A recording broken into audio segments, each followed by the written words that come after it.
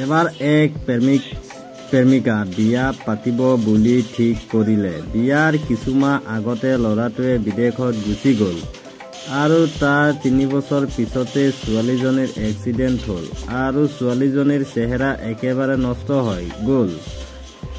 আৰু তাৰ পিছত ছোৱালীজনীয়ে ল'ৰাটোক ফোন মাৰি ক'লে যে মই তোমাক বিয়া পাতিব নোৱাৰোঁ। ল'ৰাজনে ক'লে কিয়? তেতিয়া ছোৱালীজনীয়ে ক'লে মোৰ এক্সিডেণ্ট হৈছে আৰু চেহেৰা নষ্ট হৈ গৈছে।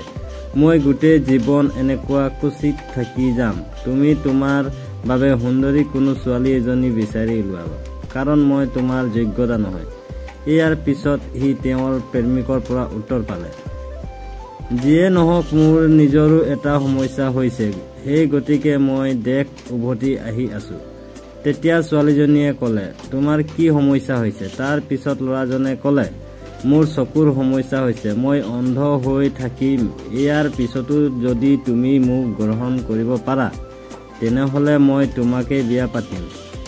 এনেকুৱা কৈ তেওঁলোকে বিয়া পাতি আৰু ভালপোৱা বুজাবুজিত আনন্দত 20 বছৰ পাৰ কৰি দিলে। ছোৱালীজনীয়ে অন্ধ স্বামী চকুৰ আলোক পোহৰ আৰু পথ প্ৰদৰ্শক হৈ থাকে। ইয়াৰ পিছত এদিন ছোৱালীজনীয়ে মৃত্যু সন্ধানত গুচি যায়, কিন্তু তেওঁ মন বেয়া কৰি পেলায় যে সি তেওঁৰ প্ৰিয়সকল আৰু অন্ধ অৱস্থাত পেলাই থৈ যায়। শেষ পৰ্যন্ত ছোৱালীজনীয়ে মৃত্যু সাৱটি ল'লে। সেইদিনা তেওঁৰ স্বামী চকু মেলি সকলোকে আচৰিত কৰি দিলে। ল'ৰাজনে ক'লে মই অন্ধ নাছিলোঁ, মই ধেমালি কৰিছিলোঁ যে মই অন্ধ, কাৰণ সি যাতে তেওঁৰ সুন্দৰ চেহেৰাৰ বাবে কেতিয়াও নিজকে আৰু সৰু বুলি নাভাবে।